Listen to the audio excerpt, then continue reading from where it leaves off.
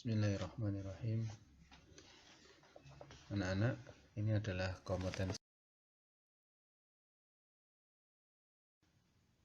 Nah, perhatikan gambar di sini. Ini adalah tanaman padi ya, yang kita setiap hari makan nasi. Nah, dari sinilah nasi yang kita makan setiap.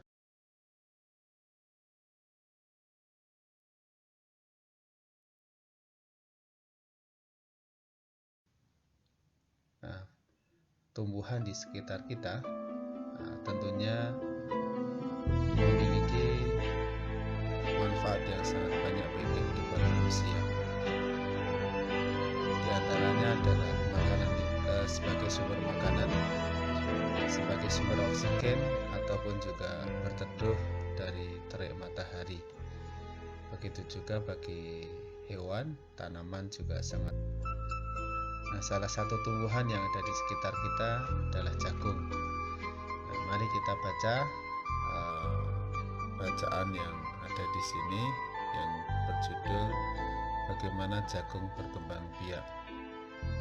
Jagung merupakan salah satu tanaman yang dijadikan bahan makanan pokok di berbagai negara, salah satunya di Indonesia. Di Indonesia, penduduk Pulau Madura menjadikan jagung sebagai makanan pokoknya. Jagung merupakan salah satu tanaman penghasil karbohidrat yang sangat diperlukan oleh tubuh. Seorang petani jagung mulai perkembangbiakan tanamannya dengan menanam biji jagung.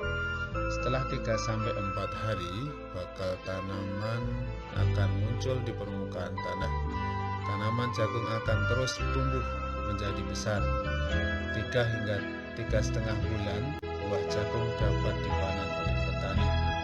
Buah jagung yang berbentuk seperti tongkol pada mulanya berupa sebutir bunga. Bunga jagung memiliki helai-helai rambut halus pada bagian ujungnya.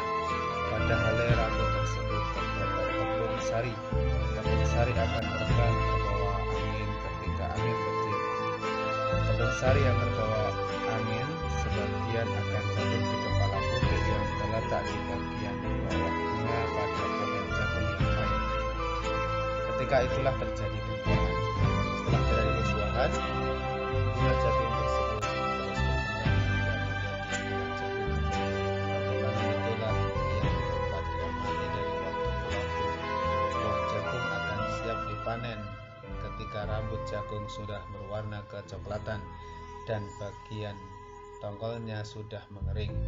Apabila buah jagung tersebut dikupas, akan memperlihatkan biji jagung yang kekuningan. Bagian yang dimakan oleh manusia adalah biji jagung.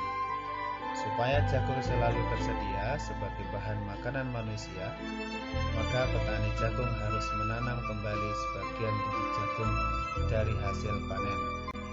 Biji jagung yang tua dapat ditanam kembali. Dari sinilah akan dimulai lagi perkembangbiakan jagung. Dari bacaan tadi dapat kita ambil pokok pikiran masing-masing ya. Di sini paragraf. Nah, di sini saya kasih contoh satu.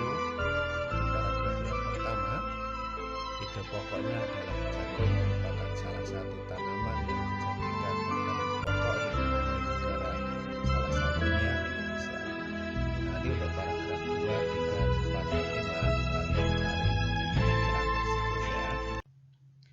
Nah, tadi di bacaan kita melihat bahwa jagung itu dimulai dengan penyerbukan ketika terjadi pembuahan. Nah, untuk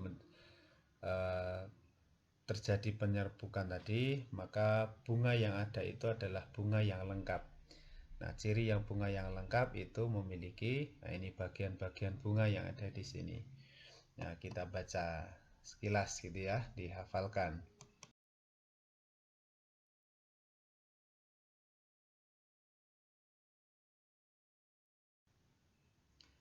Nah, perkembangbiakan tumbuhan yang dengan cara penyerbukan, nah, tadi disebut sebagai perkembangbiakan secara generatif. Nah, ini prosesnya bisa kalian baca di sini. Ada beberapa tahapan dalam penyerbukan ataupun perkembangbiakan secara generatif. Dan penyerbukan itu dibagi menjadi 4. Yang pertama adalah penyerbukan sendiri, yaitu serbuk sari jatuh ke kepala putik yang berasal dari bunga itu sendiri. Penyerbukan tetangga, serbuk sari jatuh ke kepala putik bunga lain tetapi masih dalam satu pohon. Penyerbukan silang, serbuk sari jatuh ke kepala putik bunga lain yang berbeda pohon tetapi masih satu jenis. Dan yang terakhir penyerbukan bastar, serbuk sari jatuh ke kepala putik bunga.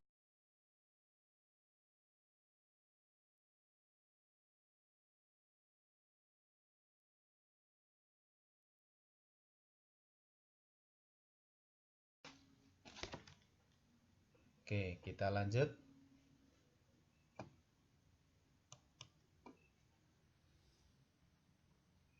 Nah, tumbuhan-tumbuhan yang ada di negara kita bisa jadi juga tumbuh di negara lain. Begitu juga di tanaman di negara lain mungkin juga ada yang tumbuh di negara kita sehingga memiliki kesamaan. Nah, oleh karena itu negara-negara yang ada di kawasan Asia Tenggara ini pada tahun 1967 yang diinisiasi atau diprakarsai oleh 5 negara yaitu Indonesia, Malaysia, Thailand, Singapura, dan Filipina mengadakan pertemuan yang kemudian membentuk sebuah asosiasi ataupun organisasi yang diikuti oleh negara-negara di kawasan Asia Tenggara yang disebut dengan ASEAN. Nah, pada mulanya hanya 5 negara. Nah, dan pada tahap berikutnya nanti. Nah, sekarang inilah anggota-anggota ASEAN ya saat ini. Nah, ini ada Myanmar, ada Thailand, Kamboja, Singapura, Indonesia, Laos, Vietnam, Malaysia, Filipina, dan Brunei Darussalam. Nah, pada awalnya kan hanya 5. Nah, sekarang ini ada, ini negara-negara yang ada di sini ini. Nah, dari setiap negara di ASEAN itu memiliki karakteristik sosial budaya masing-masing. Nah, nanti di sini saya jelaskan sedikit saja, tidak semuanya. Nah, salah satunya misalkan gambar yang paling atas, paling kiri, yaitu negara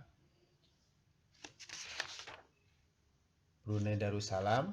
Ya, ini merupakan negara kesultanan yang beribu kota di Bandar Seri Begawan. Nah, bahasa kebangsaan Brunei Darussalam adalah bahasa Melayu dan Islam menjadi agama resmi di negara Brunei Darussalam. Nah, di Brunei ada kampung Ayer namanya, yaitu desa yang terapung atau di atas air. Nah, di sana banyak penduduk itu memiliki perahu yang kemudian disimpan di bawah rumah mereka. Nih, kemudian yang kedua, nah ini Malaysia. Nah, Malaysia ini merupakan negara tetangga yang dekat ya dengan Indonesia. Malaysia ini bentuk negaranya adalah kerajaan. Ibu kotanya di Kuala Lumpur. Sebagian besar penduduk Malaysia adalah bangsa Melayu. Agama mayoritasnya adalah Islam. Namun negara itu menjamin kebebasan dalam menjalankan keyakinan agama masing-masing penduduk. Gitu ya. Nah, yang ketiga adalah Singapura. Nah, yang ada gambar patung berkepala singa dan berbadan ikan. Nah, ini disebut dengan Merlion. Nah, gitu ya. Ada yang pernah ke Singapura? Ada belum? Nah, mungkin sudah ada yang pernah ke Singapura ya. Nah, ini ini adalah Singapura. Dan ya tentunya negara kita sendiri yaitu negara Indonesia. Negara Indonesia ini adalah negara kepulauan yang memiliki banyak keragaman suku, budaya, bahasa, adat istiadat, dan banyak lagi. Nah, namun di Indonesia ini kita tidak kemudian bercerai-berai, tetapi kita bersatu padu dalam bingkai negara Kesatuan Republik Indonesia yang kepada Pancasila, yang dengan lambangnya adalah burung Garuda gitu ya, yang di kakinya ada Bhinneka Tunggal Ika. Ini adalah wujud bahwa kita di negara Indonesia itu merupakan satu kesatuan, walaupun berbeda-beda tetapi kita tetap satu. Dan negara kita adalah berdasarkan Pancasila, yang setiap hari Senin kita membaca Pancasila di dalam upacara gitu ya. Dan insya Allah semuanya sudah hafal Pancasila dari sila 1 sampai dengan sila ke-5. Dan setiap sila itu memiliki nilai-nilai yang luhur untuk diterapkan di dalam kehidupan kita. Hendaknya kita pun juga menerapkan nilai-nilai luhur yang ada di dalam setiap sila di Pancasila itu. Nah, apapun nilai yang luhur di setiap Pancasila itu, insya Allah besok kita kupas lebih luas lagi gitu ya. Nah, untuk sementara ini sampai di sini dulu. Nah, silahkan dipelajari materi yang ada di LKS dan kemudian dikerjakan soal-soal yang Pak Amin berikan. Terima kasih.